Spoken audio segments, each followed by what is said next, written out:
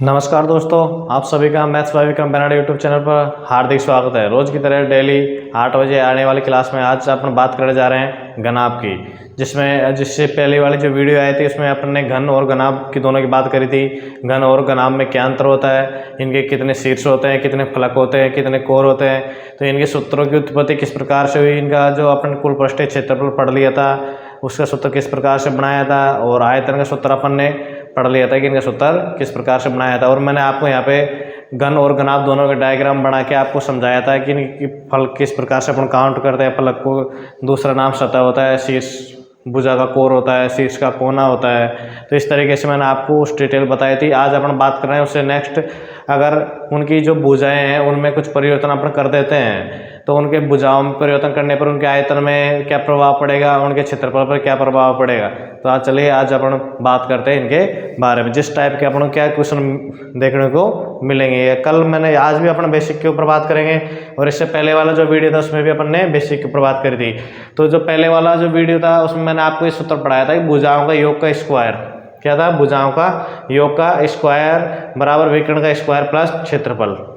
क्या था, भुजाओं का योग का स्क्वायर बराबर विकर्ण का स्क्वायर प्लस क्षेत्रफल था। तो क्षेत्रफल तो देखो यहाँ पे मैंने लिखा था उस दिन कल के वाले वीडियो में 2LB प्लस का BH प्लस का HL, ठीक है। और इस सूत्र की उत्पत्ति मैंने आपको बताया था किससे आई थी, A plus B plus C के होल स्क्वायर से मिली थी अपने को, ठीक है।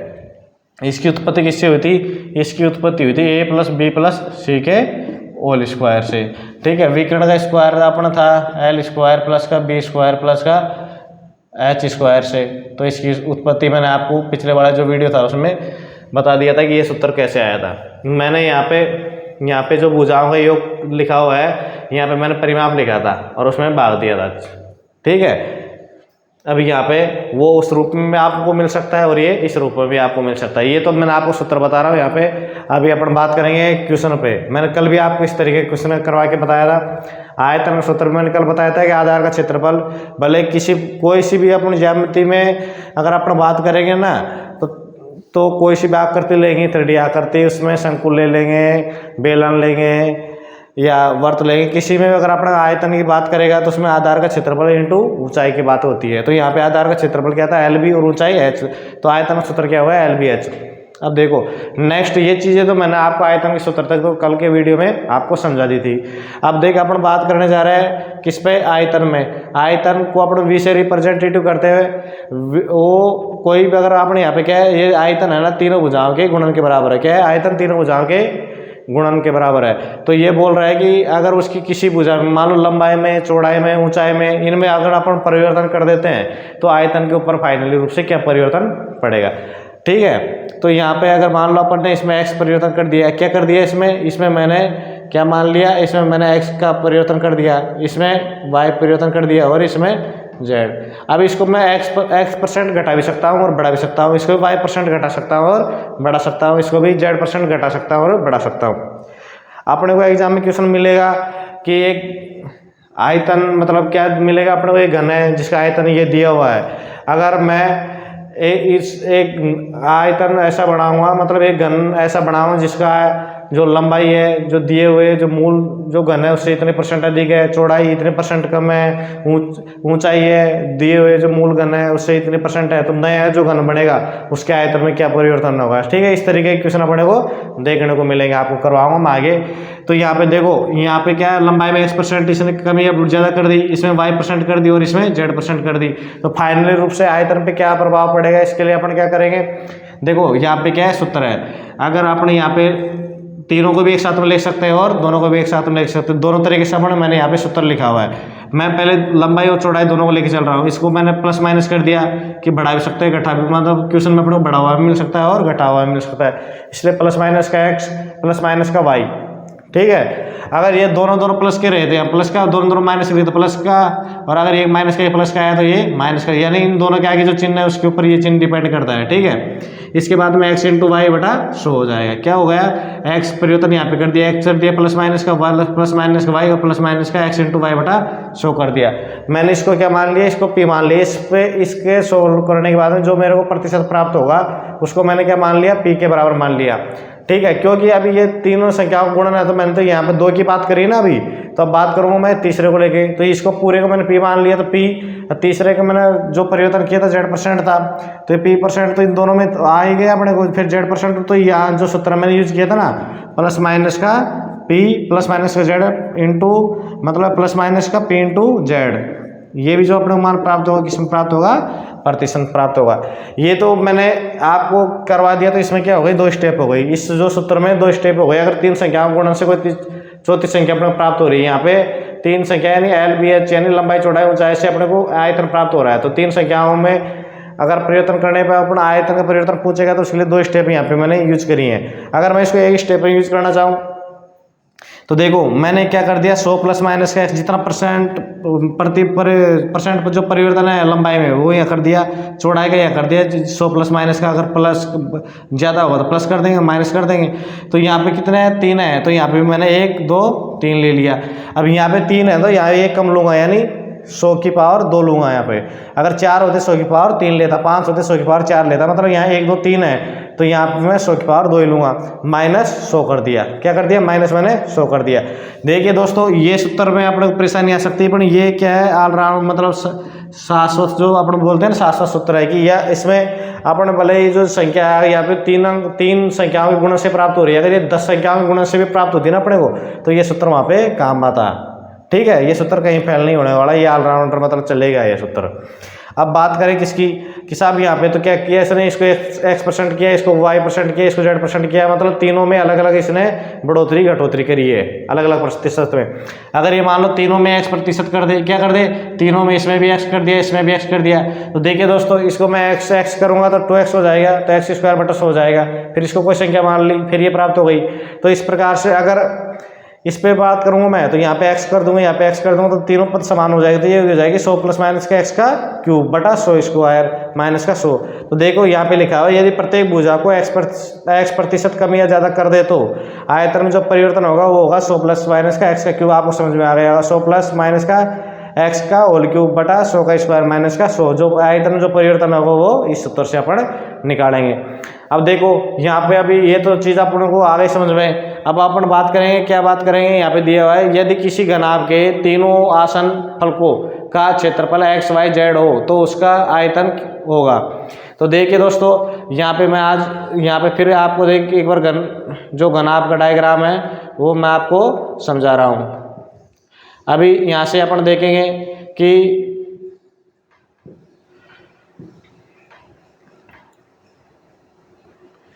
यहाँ से अपन देखेंगे, क्या देखेंगे भाई, यहाँ से अपन देखेंगे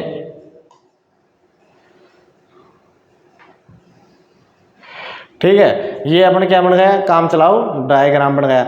अब यहाँ पे देखो, ये बात कर रहा है मेरे समझाने के, डायग्राम बनाने का उद्देश्य यहाँ पे ये आता है कि आसन फलकों वाले बात कर रहा है कि साहब आसन फलक कौन से होते हैं। तो देखो मैं ये बिंदु लेके चल रहा हूँ, कौन सा, ये बिंदु पकड़ो। तो एक फलक तो इस पर ये हो गया, देखो जो आप मार्कर की तरफ देखो ध्यान से, ये जा रहा है, ये जा रहा है, मतलब ये जो डायग्राम है इसके इधर वाला जो फलक, एक फलक तो ये हो गया, ठीक है। और एक फलक कौन सा हो गया, एक फलक ये हो गया, नीचे वाला हो गया ना ये। और तीसरा फलक कौन सा हो गया, तीसरा फलक देखो एक ये हो गया, यानी आसन फलक उनको कहते हैं। जो एक देखो ये वाला जो नीचे वाला है वो भी यहाँ पे मिल रहा है, ये वाला भी यहाँ पे मिल रहा है, और ये वाला भी यहाँ पे मिल रहा है। यानी तीनों फलक जिस बिंदु पे मिलते हैं, यानी तीनों फलक क्या है, ये एक दूसरे के आसन फलक है, क्योंकि तीनों फलक है एक दूसरे के टच में इस बिंदु पे आ रहे हैं, इसलिए इनको क्या बोलेंगे, आसन फलक बोलेंगे।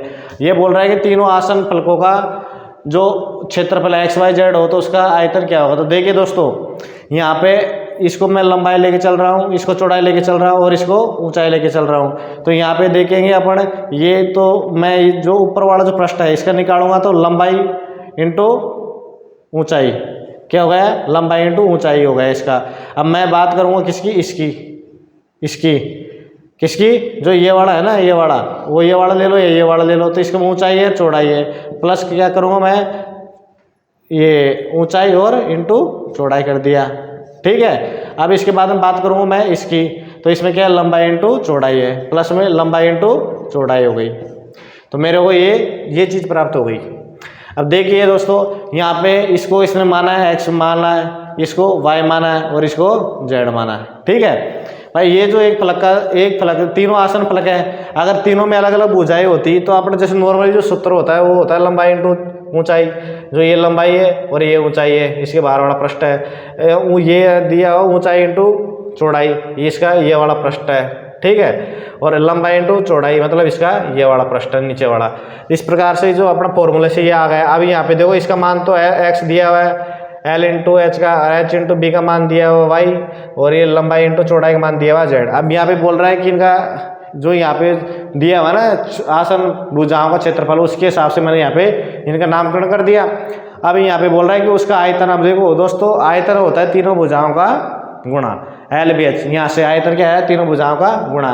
तो देखेंगे यहाँ पे तीनों भुजाएं क्या है भाई, देखो यहाँ पे एक्स वाई जेड आ रहा है, उसका आयतन होगा एक्स वाई जेड का रूट। अब एक्स वाई जेड का रूट सब आपने कैसे मान लिया, तो देखो एक्स वाई जेड का रूट इसलिए मान लिया अपन ने कि यहाँ पे देखो X into Y into Z मान लो, ठीक है। अब मैं इसके बराबर करूँगा एल एच, इसका एक्स का वैल्यू रख ली मैंने, इसी प्रकार से वाई की वैल्यू रखूँगा यहाँ पे H B into L B.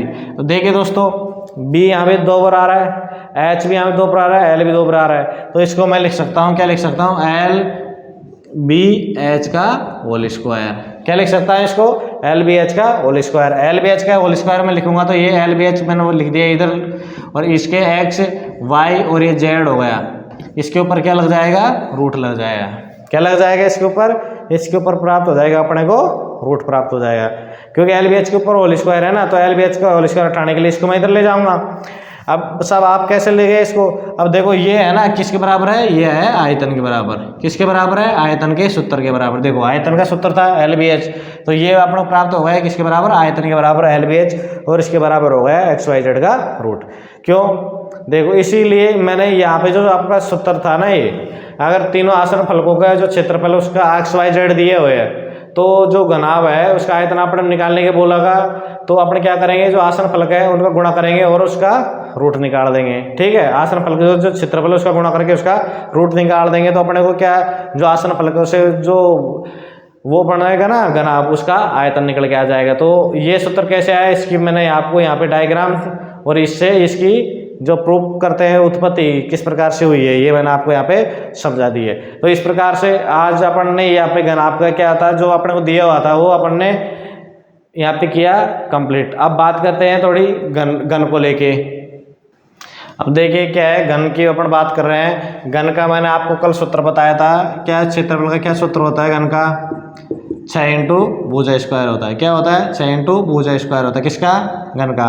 और इसका जो आयतन है घन का आयतन, उसका सूत्र होता है क्या होता है, भुजा क्यूब होता है। क्या होता है, भुजा क्यूब होता है। और इसका विकर्ण क्या होता है, घन का विकर्ण का सूत्र होता है √3 इंटू भुजा। क्या होता है, √3 इंटू भुजा होता है। क्षेत्रफल का सूत्र होता है 6 इंटू भुजा स्क्वायर, और जो आयतन है उसका भुजा क्यूब होता है, और विकर्ण का सूत्र होता है √3 इंटू भुजा। अब देखिए दोस्तों, अगर मैं यहाँ पे मान लो, यहाँ पे जैसे ऊपर आपको लिखा हुआ दिखाई दे रहा है, यदि किसी घन की भुजा 6 इकाई है। क्या है, यदि किसी घन की भुजा 6 इकाई है तो उसका आयतन और पृष्ठीय क्षेत्रफल का मान समान होगा। ये चीज़ें आपको ध्यान में रखनी है। क्या है, ये मेरा यहाँ पे ओनली एक जो प्रश्न जो आपको लिखाया है ना, इसका उद्देश्य ये है कि ये इंपॉर्टेंट प्रश्न है, ये अपने को एग्जाम में देखने को मिलता है, एसएससी में मिलता है, और ये रेलवे में मिल जाएगा, अपने को बैंक में मिलेगा, क्यों ये कंसेप्ट के ऊपर डिपेंड है, सीधा है। कई बच्चे तो इसको क्या करते हैं, रट के रखते हैं। यह देखो, यदि किसी घर की भुजा 6 इकाई है तो उसका जो आयतन और पृष्ठीय क्षेत्रफल क्या का मान क्या होगा, समान होगा। समान कैसे होगा, इसका क्या है लॉजिक, देखिए दोस्तों, यहाँ पे जो क्षेत्रफल की बात कर रहा है, क्षेत्रफल का सूत्र है क्या है, 6 इंटू भुजा स्क्वायर है, और आयतन का बात कर रहा है, आयतन तो आयतन है कितना है, भुजा क्यूब है। अब देखो भाई, यहाँ से भुजा स्क्वायर है, यहाँ पे भुजा है, अगर मैं इनको काट देता हूँ, अब देखो यहाँ पे बराबर की बात कर रहा है, क्या कर रहा है, बराबर की बात कर रहा है, तो यहाँ पे देखो विकर्ण का तो मैं मिटा देता हूँ यहाँ पे। अब बात हो रही है किसकी, क्षेत्रफल और आयतन के सूत्र की, तो इसको भी मैं यहाँ से मिटा के आपको समझाने के लिए लिखता हूँ। देखो जो आयतन है उसका तो क्या होता है, भुजा क्यूब होता है। कितना होता है, भुजा क्यूब होता है, और इसका होता है 6 इंटू भुजा स्क्वायर होता है, किसका, क्षेत्रफल का। अब देखिए दोस्तों, ये भुजा स्क्वायर है, तो इससे मैं क्या काट दूंगा, इसका क्यूब कट जाएगा, तो मेरे को क्या प्राप्त हो जाएगा, भुजा बराबर 6। तो यही तो ये सवाल बोल रहा है, यदि किसी घन की भुजा 6 इकाई है तो उसका पृष्ठीय क्षेत्रफल और आयतन का मान समान क्यों होगा? देखो भाई ये 6 इंटू भुजा स्क्वायर है, यहाँ पे भुजा क्यूब है, तो इसका हटाने के लिए मैंने स्क्वायर, एक तो स्क्वायर निकाल दे, कट गए और भुजा बराबर 6 प्राप्त हो गया, क्योंकि यहाँ पे स्क्वायर है, यहाँ पे एक ही तो ज़्यादा है भुजा, अभी एक ज़्यादा भुजा, अगर ये बराबर तभी होंगे जब भुजा का मान 6 होगा, इसलिए, और भुजा का मान 6 होगा, और वो क्या मान होगा? वो होगा 216। क्या होगा? 6 का क्यूब होगा, भुजा 6 आ जाएगी, तो 6 का क्यूब 216, 6 इंटू भुजा 64 करेंगे, मतलब 36 इंटू 6 करेंगे तो 216 प्राप्त हो जाएगी। कितना हो जाएगा? 216 प्राप्त हो जाएगा। आ गए समझ में?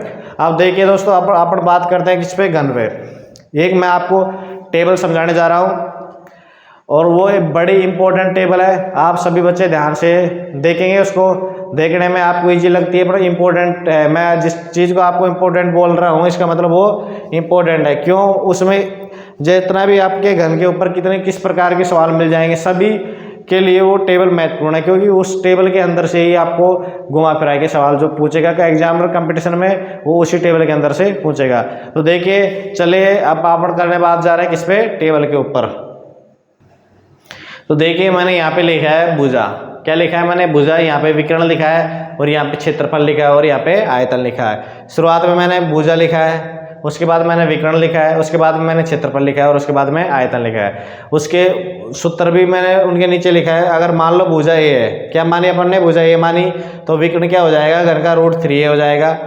जो क्षेत्रफल है वो हो जाएगा, क्या हो जाएगा? क्षेत्रफल हो जाएगा 6 इंटू भुजा स्क्वायर हो जाएगा, और जो आयतन है वो कितना हो जाएगा? आयतन हो जाएगा भुजा क्यूब। कितना हो जाएगा? भुजा क्यूब। अब देखो, इन जो यहाँ पे मैंने आपको लिखा है, अगर मैं इन्हीं सूत्रों से आगे बताने जा रहा हूँ, अगर भुजा में क्या है? भुजा में x की बढ़ोतरी कर देता हूँ, भुजा में मैंने x की बढ़ोतरी कर दी, ठीक है?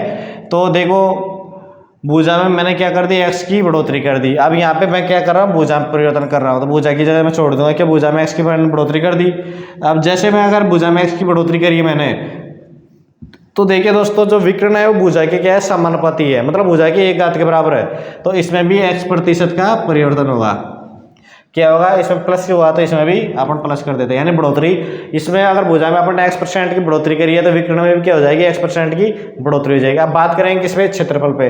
अब क्षेत्रफल देखो, भुजा का एक स्क्वायर है, इसलिए यहाँ पे x की डबल रिपीटेशन हो जाएगा। भाई भुजा में x% की बढ़ोतरी हो गई, तो भुजा की गुणा कितने बार हो रहा है? 2 बार हो रहा है। तो मैंने आपको जैसे बताया था, x+x इंटू x बटा 100, इतने % की क्या हो जाएगी? यहाँ पे बढ़ोतरी हो जाएगी। अब बात करें किस पे? आयतन पे। देखिए, आज आयतन में भुजा का कितनी बार रिपीटेशन हो रहा है? 3 बार हो रहा है। तो मैंने यहाँ पे क्या कर दिया? 100 प्लस का x का होल क्यूब बटा का 100 का स्क्वायर माइनस का 100, इतना प्रतिशत क्या हो जाएगा? आयतन में परिवर्तन हो जाएगा। यदि कब परिवर्तन हो गए? जब भुजा में मैंने x परिवर्तन कर दिया, तब जाके जो विकर्ण है उसमें तो x% ही परिवर्तन होगा, इसमें x+x, ये जो आपको लिखा है इतना प्रतिशत, इसमें परिवर्तन हो जाएगा, और इसमें 100 प्लस का x का होल क्यूब बटा 100 स्क्वायर माइनस 100 कर दिया, इतने प्रतिशत परिवर्तन हो जाएगा इसके अंदर आयतन में। अब देखो, अब बात करते हैं इसके आगे। अगर मैंने इसको n गुणा कर दिया, ये तो क्या हो गई? प्रतिशत की। अगर मैं माइनस करूँगा यहाँ पे, ठीक है, अगर मैं माइनस करूंगा यहाँ पे, मान लो कमी करूंगा, तो यहाँ पे भी इतने प्रतिशत की कमी हो जाएगी। अब कमी की जैसे बात आएगी, तो यहाँ पे भी क्या हो जाएगा? ये माइनस हो जाएगा, ये माइनस हो जाएगा, और ये माइनस माइनस प्लस ही रह जाएगा, ठीक है? तो इस प्रकार से आपको समझ में आ जाना चाहिए। यहाँ पे भी क्या हो जाएगा? 100 प्लस माइनस कर देंगे, क्योंकि कमी बढ़ोतरी होती रहती है, ठीक है? अब बात करेंगे किस पे? अब बात करेंगे अपन n गुणा में। ये तो गई, मैंने प्लस और माइनस की बात कर ली। अब बात करूँगा किस पे? गुणा पे।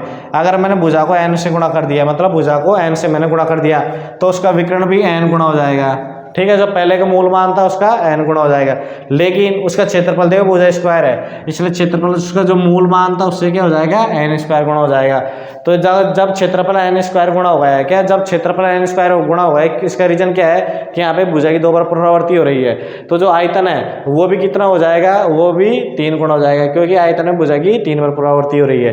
तो अगर मैंने भुजा को n से गुणा किया, तो विकर्ण भी क्या हो गया? n से गुणा हो गया।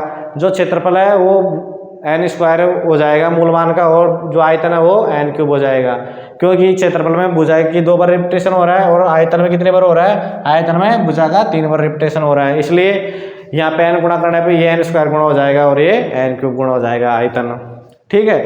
अब देखो, मान लो 2 भुजा है, 2 घन है, क्या है? 2 घन है, और दोनों घनों की भुजाएं में जो अनुपात है, भुजाओं का अनुपात है, दोनों घनों की जो भुजाओं की लंबाई है, क्या है, 2 घन है। यहाँ पे मैंने लिख दिया क्या है, 2 घन लिख दिया। क्या लिख दिया यहाँ पे, मैंने लिख दिया यहाँ पे 2 घन लिख दिया। कोई 2 घन है जिनकी भुजाओं की जो लंबाई है उनका अनुपात x अनुपात y है, तो जो उनके विकर्ण होगा ना दोनों घनों का, उनके यहाँ बीच में अनुपात क्या होगा, x अनुपात y होगा, x अनुपात y होगा। लेकिन उनके जो क्षेत्रफल है ना उनके बीच में अनुपात होगा x स्क्वायर अनुपात y स्क्वायर।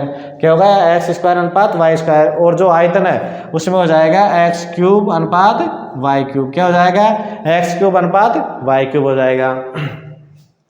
अब देखो मैंने ये जो आपको समझा रहा हूँ ना, ये मोस्टली किस पे डिपेंड है, जो ये इनका सूत्र है ना इसी के ऊपर डिपेंड है, क्योंकि ये भुजा के प्रोपोर्शनली है, ये स्क्वायर के समानुपाती है और ये क्यूब के समानुपाती है, इसलिए इनमें क्या हो जा रहा है उसी हिसाब से परिवर्तन हो रहा है। ठीक है, अब देखो उल्टा करेंगे सब। ये तो मैंने क्या किया था, भुजा की तरफ से लेके चला था, भुजा मैंने ये मान ली थी, तब उनको सूत्र ये हो गया था। भुजा में मैंने इतने प्रतिशत का परिवर्तन किया था, तब इनमें ये परिवर्तन हो गया था। भुजा को मैंने n से गुणा किया था, तब उनमें ये परिवर्तन हो गया था। 2 घन की भुजा का अनुपात ये है, तो इससे इनमें ये परिवर्तन हो गया। ये तो क्या कही थी मैंने, उधर से लिया था भुजा की तरफ से। अब मैं बात करूँगा किसकी तरफ से, आयतन की तरफ से। अगर मान लो, क्या माने साहब, अगर मान लो किसी जो घन है, क्या है, घन है, उसका दिया हुआ है आयतन कितना दिया हुआ है, उसका आयतन आप मान लो n आयतन दिया हुआ है। क्या दिया हुआ है, n आयतन दिया हुआ है, तो उसका क्षेत्रफल क्या होगा।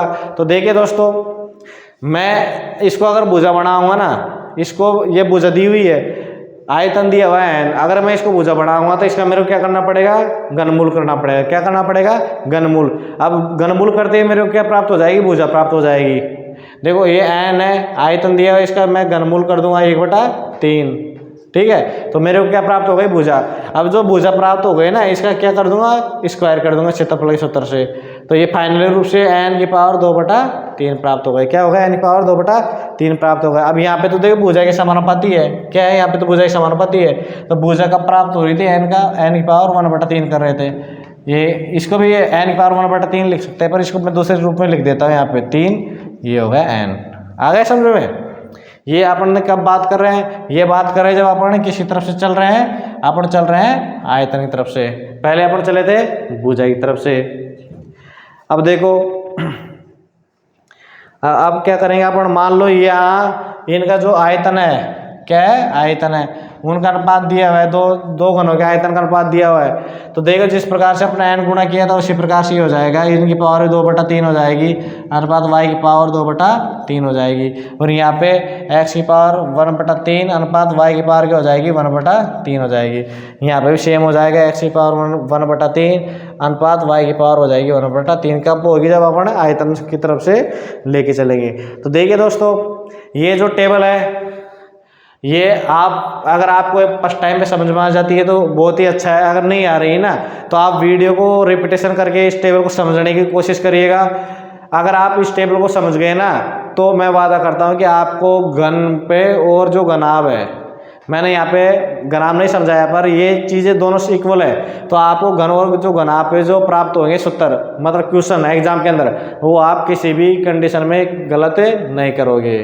ठीक है, तो ये चीज़ें क्या होती है, अपने को यहाँ पे दिया जाता है, अगर उसकी एक भुजा में इतना परिवर्तन कर दिया जाएगा, घन की में लंबाई को इतना प्रतिशत बढ़ा दिया गया, चौड़ाई को इतने प्रतिशत बढ़ा दिया गया, ऊंचाई को इतना बढ़ा दिया, तो उसके क्षेत्रफल में क्या परिवर्तन होगा, उसके आयतन में क्या परिवर्तन होगा, अपने को क्या मिलते हैं, इस तरीके के सूत्र मिलते हैं। देखिए दोस्तों, मैं हर बार आपको यही बता रहा हूँ कि मेरा काम पढ़ाने का है। अगर आप जब तक इंटरेस्ट नहीं रखोगे आप मैथमेटिक्स के अंदर, जब तक आप सीख नहीं पाओगे, और यहाँ पर मैं आपको जितना मेरे द्वारा कोशिश होगी उतना मैं आपको जीडीसी के लिए भी करवाऊंगा। बाकी जो चीज़ें पढ़ा रहा हूँ कॉमन है, आपको एसएससी, रेलवे, बैंक में सब में क्या आएंगी, काम आएंगी।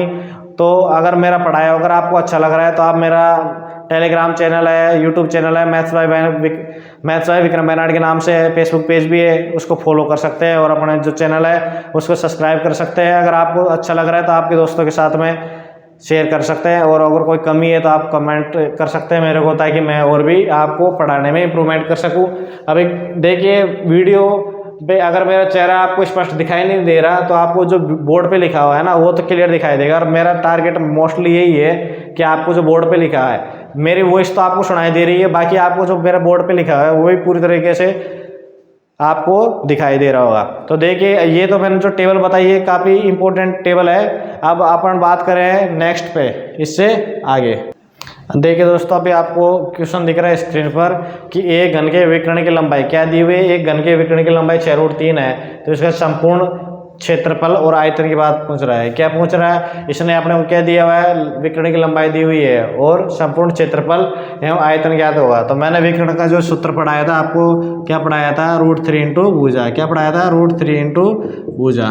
तो यहाँ पे देखो मैं इसके बराबर रख रहा हूँ, सूत्र के बराबर। तो 6 इंटू √3 है, सेम ही है, ठीक है। तो देखो √3 से √3 कैंसिल हो गया, तो भुजा बराबर क्या प्राप्त हो गया, भुजा बराबर मेरे को प्राप्त हो गया 6। क्या प्राप्त हो गया, भुजा बराबर मेरे को 6 सेम प्राप्त हो गया। अब देखो, अब अपने को अगर क्षेत्रफल का सूत्र मालूम है तो अपन क्या कर देंगे, तुरंत कर देंगे। इसका क्या होता है साहब, एरिया की बात कर रहा है। किसकी बात कर रहा है, एरिया की। तो देखो एरिया यानी क्षेत्रफल की बात कर रहा है। तो क्षेत्रफल क्या होता है, 6 इंटू भुजा स्क्वायर। तो मैं क्या करूँगा यहाँ पे 6 इंटू भुजा स्क्वायर होता है। कितना होता है, 6 इंटू भुजा स्क्वायर। तो भुजा कितनी है इसकी, 6 ही है। तो भुजा का 6 का स्क्वायर कितना करेंगे, 36 हो जाएगा। 36 हो जाएगा, क्या प्राप्त हो जाएगा अपने को, 216। अब देखो, अब मैंने इसको 216 लिख दिया, पर ये अभी भी 216 लिखने के बाद में क्या है, ये आंसर गलत है। तो मेरे को क्या लिखना पड़ेगा, भुजा स्क्वायर है। तो भुजा क्या है, सेमी में है। तो यहाँ पे क्या रखना है, वर्ग सेमी यानी सेमी स्क्वायर प्राप्त होगा, लिखना पड़ेगा मेरे को 216 वर्ग सेमी। आंसर आ गया एरिया का।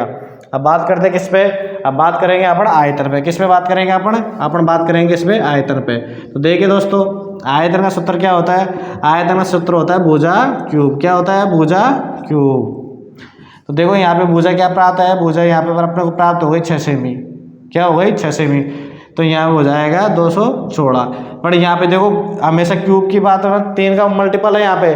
तो जो इनका इसका देखो यहाँ पे 2 स्क्वायर थे, 2 का मल्टीपल था, यहाँ पे 3 का मल्टीपल है। तो मेरे को क्या करना पड़ेगा, यानी घन सेमी यानी सेमी क्यूब करना पड़ेगा। ठीक है, आ गया समझ में आपको। अभी देखो नेक्स्ट है कि नेक्स्ट भी है कि किसी घन का संपूर्ण, तो उसको मैं नेक्स्ट को भी यहाँ पे लिख देता हूँ। देखो, तो देखिए दोस्तों, ये आपको स्क्रीन पर दिख रहा है एक घन का संपूर्ण पृष्ठ क्षेत्रफल। क्या है, संपूर्ण पृष्ठीय क्षेत्रफल है ये क्या है, संपूर्ण पृष्ठीय क्षेत्रफल है। कितना दिया हुआ है अपने को, 150 वर्ग सेमी दिया हुआ है। देखो मैं आपको यहाँ पे इंट दिखा रहा हूँ, ये मैंने इसको नहीं लिखा था, क्षेत्रफल नहीं लिखा था, ठीक है, मैंने इसको क्षेत्रफल नहीं लिखा था। तो देखो अगर ये आपको वर्ग सेमी में दिया हुआ है तो इसका मतलब क्षेत्रफल है। अगर यहाँ पे घन सेमी दिया हुआ था ना, इसका मतलब आयतन होता, क्योंकि इसका जो पाठ्यांक जो अपन बोलते हैं फिजिक्स के अंदर, साइंस में, तो उसका क्या दिया हुआ है, देखो स्क्वायर होता है तो वर्ग सेमी दिया हुआ है। अगर आयतन होता तो घन सेमी दिया हुआ था। इसलिए अपन मैंने यहाँ पे क्षेत्रफल नहीं लिखा, तो अपने इसको देख के भी पता लगा सकते हैं कि यहाँ पे जो दिया हुआ जो मान है किसका दिया हुआ है, क्षेत्रफल का दिया हुआ। तो देखिए अपन बात करते हैं अभी क्वेश्चन के ऊपर। एक घन का संपूर्ण पृष्ठीय क्षेत्रफल की तरह 150 वर्ग सेमी है, तो इस घन का आयतन ज्ञात कीजिए। क्या करवा रहा है, आयतन ज्ञात करवा रहा है सब। तो देखिए दोस्तों, क्षेत्रफल क्या होता है, 6 इंटू भुजा स्क्वायर होता है। 6 इंटू भुजा स्क्वायर होता है क्षेत्रफल, और इसका क्षेत्रफल के बराबर क्या है, 150 वर्ग सेमी है। 150 वर्ग सेमी है। अब मैं 6 से इसको करूँगा तो कितने बार हो जाएगा, 25 बार हो जाएगा। तो भुजा मेरे को क्या प्राप्त हो गई, इसका रूट करूँगा तो 5 हो जाएगी। इसका रूट का मान हमेशा प्लस माइनस प्राप्त होता है, लेकिन भुजाएँ हमेशा नेगेटिव नहीं होती। भुजाएँ का मान क्या होता है, हमेशा पॉजिटिव होता है। इसलिए यहाँ पे अपन ने +5 की बात करेंगे। अब अपनों को जब भुजाएँ प्राप्त हो गई तो अपनों को आयतन निकाल लेंगे भुजा क्यूब से। किससे, भुजा क्यूब से।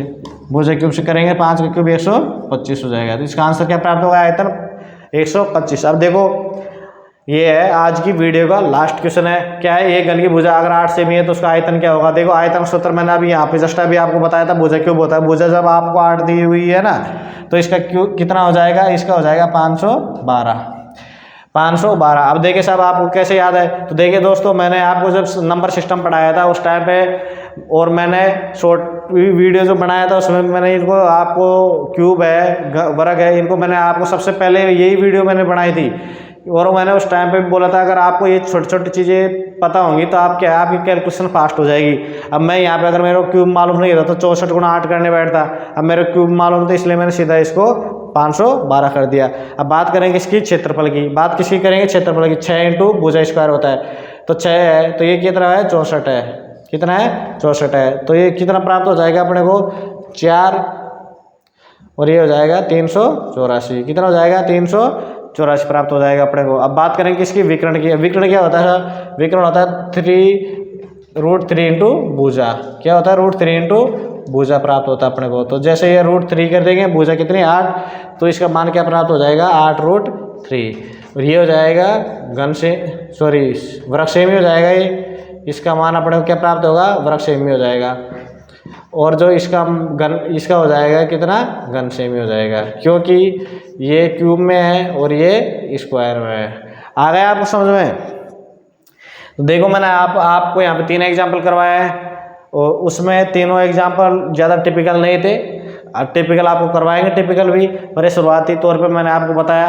अगर आप 4-5 बार ऐसे क्वेश्चनों का रिपीटेशन करोगे ना, तो आपको ऑटोमेटिक इसका भुजा क्यूब किसका सूत्र होता है, 6 इंटू भुजा स्क्वायर क्या होता है, √3 इंटू भुजा क्या होता है, ये चीज़ें क्या हो जाएंगी, आपको सब चीज़ें ये याद हो जाएंगे। अब आपको याद कब होगी? जब आप क्या करोगे? डेली प्रैक्टिस करोगे। देखिए दोस्तों, साइकोलॉजी में है कि घोड़े को तालाब तक लाया जा सकता है, लेकिन पानी पीने के लिए मजबूर नहीं किया जा सकता। तो ये चीज़ें क्या है, मैं आपको यहाँ पे वीडियो बना के पढ़ाने के लिए दे सकता हूँ, लेकिन जब तक आपकी इच्छा नहीं होगी, जब तक आप नहीं पढ़ सकते, इसलिए आपको इच्छा होनी ज़रूरी है। और ये जैसे जैसे अपन क्या करेंगे, डायरेक्ट बड़े चीज़ पे टारगेट नहीं कर पाएंगे। ये छोटी छोटी चीज़ें हैं, आपको पहले सीखना पड़ेगा। इसका क्षेत्रफल का सूत्र होता है 6 इंटू भुजा स्क्वायर, आयतन का होता है भुजा क्यूब, और जो विकर्ण होता है उसका √3 इंटू भुजा होता है। तो ये छोटी छोटी चीज़ें। और जैसे मैंने आपको बताया कि वर्ग याद करने पे अपने को क्या फ़ायदा मिलेगा, घन याद करने पे अपने को क्या फ़ायदा मिलेगा। जैसे अपने ये याद करेंगे तो अपने क्या कैलकुलेशन फास्ट हो जाएगी। तो देखिए दोस्तों, आपको जो यहाँ स्क्रीन पर दिख रहा है कि 8 मीटर लंबी, 6 मीटर ऊँची और 22.5 सेमी चौड़ी एक दीवार है। क्या है? एक दीवार है। उसको बनाने के लिए कितनी ईंटें चाहिए? जब ईंटों की नाप दी हुई है, क्या ईंटें हैं? 25 सेमी लंबी, 11.25 सेमी चौड़ी है और 6 सेमी ऊंची है। अब देखो यहाँ पे अपने को सबसे बड़ी चीज़ें ध्यान है। क्यों? देखो ये मैंने क्या बना दी? दीवार बना दी। क्या है? ये दीवार है। दीवार किसका प्रकार होती है? दीवार होती है घनाभ के आकार में। क्या होती है? घनाभ के आकार में। जो ईंट होती है वो भी घनाभ के आकार में होती है। ऐसे ऐसे ईंटें बनेंगी। क्या बनेंगी? ऐसे ऐसे ईंटों से दीवार का क्या होगा? निर्माण होगा। ठीक है, इस प्रकार से इसका निर्माण हो जाएगा। अब देखो यहाँ बोल रहा है कि 8 मीटर लंबी है, 6 मीटर चौड़ी है, 8 मीटर लंबी है, 6 मीटर ऊंची है और 25.5 सेमी चौड़ी एक दीवार है। और ईंट कितनी ईंटें लगेंगी? जब एक ही ईंटों की साइज दी हुई है, 25 सेमी लंबी है, 11.25 सेमी चौड़ी है और 6 सेमी ऊंची है। तो देखिए यहाँ पे एक चीज़ को ध्यान रखनी है भाई, ये दीवार है। क्या ये दीवार है? तो मेरे को क्या निकालना है? इसमें इस कंडीशन में अपने को सबसे पहले निकालना पड़ेगा आयतन। देखो ये चीज़ें मैं आपको बता रहा हूँ, ये बार बार बताता रहूँगा जब तक आपने क्षेत्रफल और जो आयतन चलता रहेगा। अगर किसी चीज़ को तोड़ना है, मरोड़ना है और उसको मतलब डिस्ट्रॉय करके उससे कोई नई चीज़ बनानी है, या किसी चीज़ के अंदर कुछ भरना है, या कटोरे में से किसी गिलास से बाल्टी को भरना है, या बाल्टी से किसी टंक को भरना है, तो देखिए दोस्तों उनमें हमेशा अपन क्या करते हैं? आयतन का नाप निकालते हैं। किसकी नाप निकालते हैं? ज़्यादातर आयतन की। मोस्टली क्या करते हैं उनमें? किसी चीज़ को भर रहे हैं, कितनी इसकी क्षमता है, तो उसके अंदर क्या करेंगे अपन? बात करेंगे इसमें हमेशा आयतन की बात करते हैं। तो देखो यहाँ पे भी अपन क्या करेंगे? आयतन की बात करेंगे। अब दीवार तो बड़ी है और ईंटें छोटी हैं। भाई दीवार तो बड़ी होगी ना और ईंट तो क्या होगी? छोटी होगी। अब ये बोल रहा है कि दीवार को बनाने के लिए कितनी ईंट की जरूरत है, तो इसके लिए मैं क्या करूँगा? यहाँ पे दीवार का आयतन निकालूंगा। क्या निकालूंगा मैं? दीवार का आयतन। अब दीवार के आयतन में भाग दूंगा किसका? मैं किसका भाग दूंगा? ईंट का आयतन। देखिए दोस्तों, जब मैंने बोला कि टंकी हो या भरने की जब क्षमता हो, जब मैं यहाँ पे क्या करूँगा? दीवार का आयतन ले लूँगा। तो दीवार में कितनी ईंटें लगेंगी उसका एरिया मेरे को पता चल जाएगा आयतन से। ठीक है, आयतन से पता चल जाएगी कितनी ईंटें लगेंगी। अब मैं क्या करूँगा? जो दीवार का जो आयतन है उसमें ईंट का जो आयतन है, एक ईंट का आयतन उसका मैं भाग दूंगा। तो जब पता लगेगा इसमें भाई 100 बाल्टी आएंगी, 100 बाल्टी जब इसमें दीवार में आएंगी, 100 ईंटें आएंगी, तो एक ईंट का आयतन मान लो एक है, तो कितनी ईंटें आ जाएंगी? 100 ईंटें आ जाएंगी। तो मैं पहले क्या कर रहा हूँ? दीवार का आयतन है उसमें भाग दे रहा हूँ ईंट के आयतन का। तो देखो, और यहाँ पे एक चीज़ और ध्यान देने लायक है। क्या है? यहाँ पे देखो ये मीटर में, ये मीटर में, इसके अलावा बाकी आंकड़ा किस में? सेमी में। तो मैं करूँगा कोशिश किसमें, सेमी में बदलने की, ताकि देखो जितने सब सेमी में है, अगर मैं इनको मीटर में बदलूंगा तो मेरे को क्या होगी, ज़्यादा परेशानी होगी। इसलिए मैं मीटर में जो दिए हुए आंकड़े उनको क्या करूँगा, सेमी में चेंज करूँगा। तो दीवार के आयतन, अब देखो आयतन में क्या करें, लंबाई इंटू चौड़ाई इंटू ऊंचाई, इसका सूत्र होता है। ठीक है, इस प्रकार ये इसका भी लंबाई इंटू चौड़ाई इंटू ऊंचाई होता है। ठीक है, तो देखिए दोस्तों, अभी मैं इनमें वैल्यू पुट कर रहा हूँ, क्या कर रहा हूँ, इसके अंदर मान रख रहा हूँ। तो जैसे मैं मान रखूँगा यहाँ पे, तो देखो दीवार की लंबाई कितनी, 8 मीटर। तो 8 मीटर को जैसे मैं सेमी में चेंज करूँगा तो क्या हो जाएगी, 8 से सेमी हो जाएगी। इसके बाद बात करूँगा मैं चौड़ाई की, देखो चौड़ाई है 22.5 है, तो ये इसको 22.5 सेमी है, ये तो क्या है ऑलरेडी सेमी में ही है। अब ऊंचाई की बात करूँ, 6 मीटर ऊंची है, तो उसको क्या कर देता हूँ, 600 सेमी कर देता हूँ। अब पूरा आंकड़ा क्या हो गया अपने पास में, सेमी में हो गया। अब बात करेंगे ईंट की लंबाई की, तो ईंट कितनी लंबी है, 25 सेमी लंबी है। चौड़ी कितनी है, चौड़ी है 11.25 है। ठीक है, और ऊंची कितनी है, 6 सेमी है। तो देखिए दोस्तों, यहाँ पे मैंने आपको दशमलव पढ़ाया, यहाँ पे देख एक अंक पे, यहाँ पे 2 अंक पे है, तो यहाँ पे इसको हटाने के लिए और इसको संतुलित करने के मैं क्या करूँगा, 1 0 और लगा दूँ ऊपर। ठीक है, अब देखो मैं क्या कर रहा हूँ, यहाँ से तो 6 से 6 कैंसिल कर रहा हूँ, तो 1000 बच गए ऊपर। पहली बात तो मैं यहाँ पे इनको कैंसिल करूँगा, एक दूसरे से कैंसिल आउट हो रहे थे। 25 नाम के 225, 25 नाम के 225 हो जाएंगे। अब मैं इसको करूँगा ऐसे कट, तो देखो कितने नंबर हो गए, 1 हो गया, बच गए कितने, 2 22, बच गए कितने, 4 5 45 हो जाएंगे। ठीक है, 125 आ जाएंगे।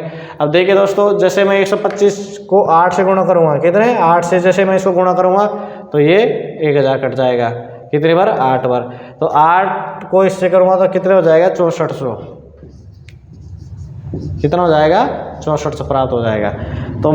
तो ये क्या हो गया अपने पास में हो गया है कि आपको 64 यूनिट की जरूरत है। कितने की है, 64 यूनिट की जरूरत है। यहाँ पे मैंने इनको दोनों को सेमी में, इनका आंकड़ा जो दिया हुआ था वैल्यू, उसको मैंने सेमी में चेंज कर ली, तो क्या प्राप्त हो गया अपने को, 64 यूनिटों की जरूरत है। तो ठीक है दोस्तों, अगर मेरा द्वारा पढ़ाया गया आपको अगर समझ में आ रहा है तो ये वीडियो है का लिंक आपके दोस्तों के साथ में शेयर कीजिए, और अपना YouTube चैनल है मैथ्स बाय विक्रम बेनार्ड, उसको सब्सक्राइब कीजिए, दोस्तों से भी करवाइए, और अपना जो मैथ्स बाय विक्रम बेनार्ड है उसको विस्तार कीजिए परिवार को। अगर आपको राजस्थान गवर्नमेंट है, Bihar government, UP government, Delhi government और सेंट्रल गवर्नमेंट के जितने भी नोटिफिकेशन से अगर आपको जानकारी चाहिए, लेटेस्ट अपडेट जो ऑथेंटिक जानकारी अगर आप जानना चाहते हो, तो मेरा जो टेलीग्राम ग्रुप है मैथ्स बाय विक्रम बेनार्ड, उसको ज्वाइन कर सकते हो। बाकी जो से PDF वगैरह है तो वहाँ पे आपको तुरंत जानकारी मिल सकती है। यहाँ पे तो देखो मेरे को वीडियो बनाने में टाइम लगता है अगर आपको इन्फॉर्मेशन देनी हो तो, इसलिए वहाँ पे मैं तुरंत आपको जो भी इन्फॉर्मेशन है वहाँ पे तुरंत अवेलेबल हो जाती है अपने इस पे टेलीग्राम चैनल पे। इसलिए मैथ्स बाय विक्रम बेनार्ड है टेलीग्राम, जो इस वीडियो के डिस्क्रिप्शन में आपको फेसबुक पेज और टेलीग्राम पेज दोनों का क्या है लिंक अवेलेबल हो जाएगा। तो आप अपने दोस्तों के साथ में इस वीडियो को शेयर कीजिए और चैनल को सब्सक्राइब कीजिए। वीडियो देखने के लिए धन्यवाद, थैंक यू।